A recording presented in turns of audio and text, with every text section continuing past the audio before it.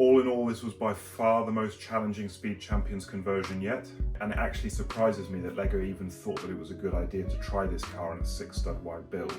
I've heard the lead designer say that they tend to choose cars that they can do a good job with, and whilst I think we can get close in an 8-stud, the 6-stud just didn't work for me. Hi, welcome to Sven's Bricks. This is another episode of converting the old 6-stud wide Speed Champions into the new 8-stud wide version. I have already converted 8 of these cars, as you can see before me, and there are already videos for all of these up on the channel, so make sure you check those out if you haven't already. But in this episode, we're going to tackle the LaFerrari. Now this video is going to be a little bit different from the previous videos because I actually had to completely redesign the LaFerrari. There's a couple of reasons for this which I will go through during the video. But as I say, this is more of a redesign rather than a conversion, if I may say so. But I'm really happy with the result and I'm really excited to show you. So make sure you stay till the end to see the final model.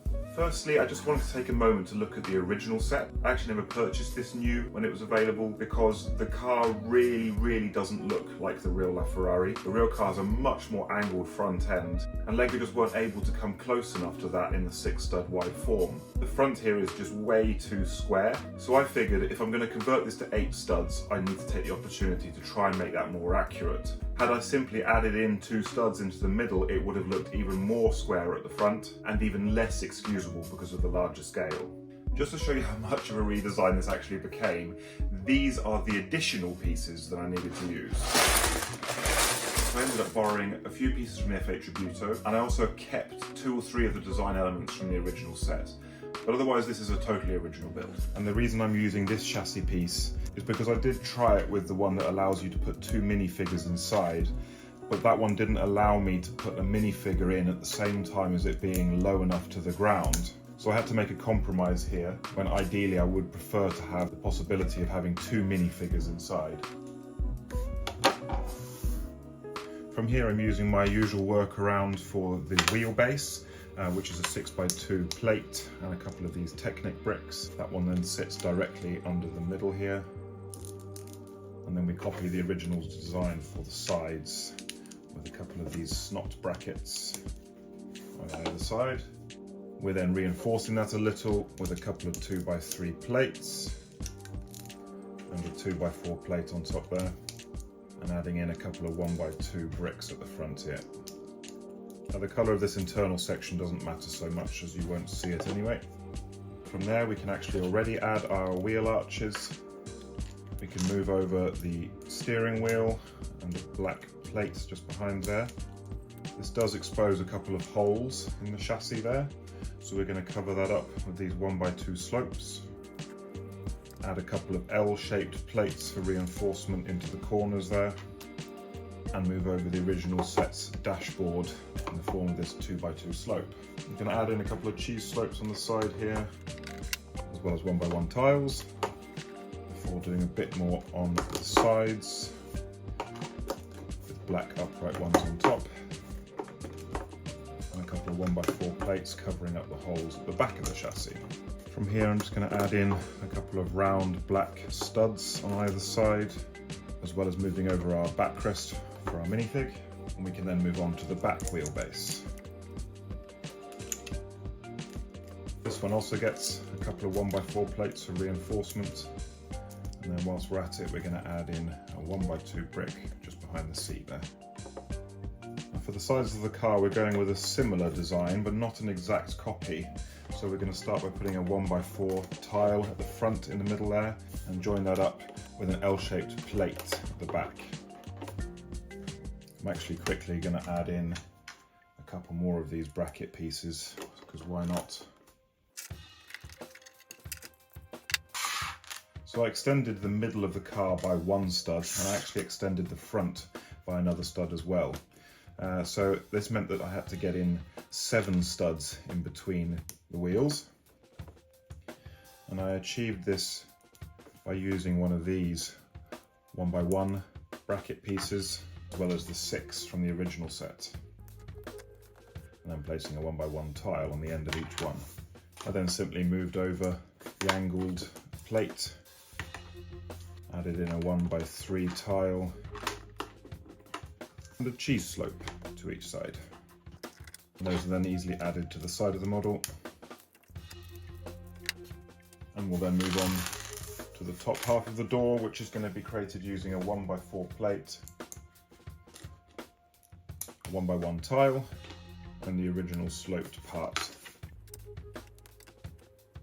which then just go on above the piece that we just added. To finish the side off, we're adding a 1x2 plate and a cheese slope to both sides, and a couple more black studs in front there before we can add our wheel arches. Next up is a 2x4 brick in the back here, and a couple of these L-shaped bricks. Again, the colour doesn't matter here. And then for some reinforcement, I'm adding in 1x4 plates on top of the wheel arch, going into the middle of the car. And on top of those, a couple of 1x2 bricks. We then need to put in a couple of 1x2 plates in the middle there, as well as on the wheel arches to prepare for our rounded piece. And also 1x1s, just in that little gap there. 1x1 bricks behind the black ones, and then a 1x2 plate on top of the chair. A couple more 1x2 plates in here. And then we're ready for the engine, which is actually going to sit pretty tight up against the back of that seat.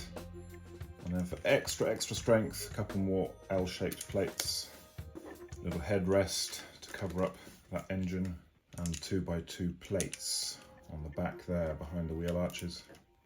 And then from here, I'm actually going to use these parts borrowed from the F8 Tributo. I wasn't really able to find anything that closer matches the sleek curves of the LaFerrari, so I thought these were quite appropriate, but unfortunately not perfect. I think at this scale it'd be hard to find anything much better, I think. And then I needed something to fill the extra 1 stud gap there, and also the car does have a sort of black section here before the rear, so I used a 1x4 plate, a 2x1 tile, and a couple of these angled pieces here. This was necessary both for the shape, but also to just fit in a minifigure inside there. We're now going to move on to the front section of the car, which is not only the part that was the most redesigned, but also the part that I'm proudest of, because it took about 3 or 4 hours to figure out how to get a satisfactory angle. So I've used a couple of these larger triangle plates, and on top of those I've put 2 of the smaller black ones and a couple of the headlight pieces. And this was a bit of a eureka moment for me, because I then used 3 of these 1x1 rounded studs on each headlight brick, which allowed me to place these 1x2 slopes on the side, which gave me a really good angle. I tried 1 or 2 other options in the form of plates and other techniques, but nothing worked as well as this. So in the center there, I've added a 1x2 plate and a couple of 2x3 plates. And then across the front here, I'm adding a 1x6. This next part, I used the original modified plate, because I really like that solution for the center of the sort of air intake at the front of the car.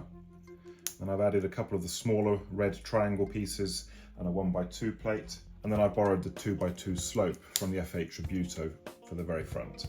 That whole section then sits on top. And we then add 3 1x2 plates, coupled to the outsides there, 1 behind the slope, and a panel piece, and a 2x2 plate. Next up is a couple of 1x4 plates, and a couple of 1x1s. Then adding a 2x3 plate behind there, a couple of these wedged slopes on the front. And then behind there, a black grille. You see, I didn't want to use the original sticker, and actually it wouldn't have looked right anyway.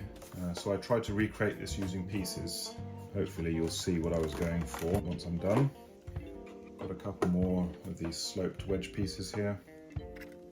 And then I actually ended up using the F8 Tributo headlights, because if I'd used the originals, then the headlights would have looked way too small. I've then got another 4 1x2 sloped pieces to put in there,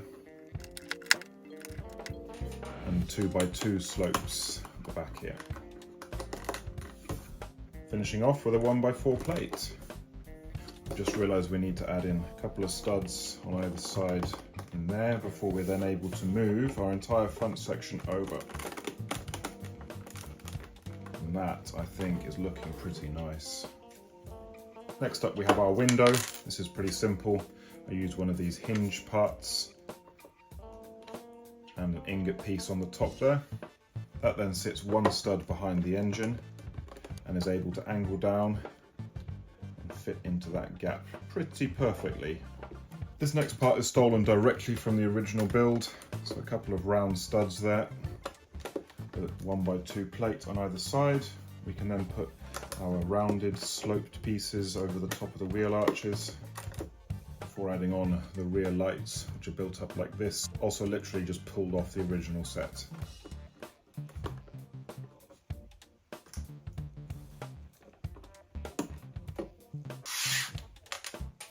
The back section is heavily inspired by the original set. I'm using a 1x2 snot brick and one of these red snot pieces. And on top of that I'm placing two of the white ones, a red 1x2 plate and a black jumper with our Ferrari tile underneath. This then allows me to put a 1x2 tile in the middle, a couple of slopes on the side, before topping that off with a couple of the slopes on the top there. Our Ferrari printed 1x2 tile and another jumper with a rounded 1x1 tile, one of the newer ones, which just helps us to create the illusion of that angled back window that the real car has. We then just need to fill in those two black gaps with red cheese slopes. And we can then move on to the lower rear section of the car. Now this is a bit more of a redesign, this section, and the reason being that I wanted to add in exhausts where the previous model had stickers. So I used a couple of these red bracket pieces in order to give me studs on the bottom, and then I added this 1x6 tile and a couple of these 1x3 plates, and then on the side of those I put in the slopes from the original set. And to try and get some of the shaping from the real car, I used these curved tiles and the 1x1 black tiles from the original set. And then this whole section sits on this red snot piece at the bottom there. As mentioned, what this then allows is for me to add a couple of binoculars on the bottom for exhausts, as the LaFerrari has quad exhausts. And then really all that remains from there is to move the wheels over. And of course the windscreen. So I finished up the model using a couple of stickers from the F8 Tributo. So I added just above the F8 Tributo's headlights the continuation of those onto this single stud here. I do wish that that piece would slope down more there, but I think this is about as close as we're going to get. I then also lifted the rear stickers from the F8 Tributo in order to reproduce the angle of that rear window there. I know I've committed cardinal sin by putting stickers across pieces, and not only that, but down the side of one piece, but you can always leave them off if you don't want to do that. All in all, this was by far the most challenging Speed Champions conversion yet, and it actually surprises me that LEGO even thought that it was a good idea to try this car in a 6-stud wide build. I've heard the lead designer say that they tend to choose cars that they can do a good job with, and whilst I think we can get close in an 8-stud, the 6-stud just didn't work for me. I'm sure there are ways to improve the design further, but this is where I'm going to leave it for today. If you're interested in building instructions for this, please let me know by dropping a like or a comment. Thank you very much for watching. I think the McLaren Senna will be up next, so I'll see you next time. Bye for now. Och då tackar vi så mycket för förra gången som vi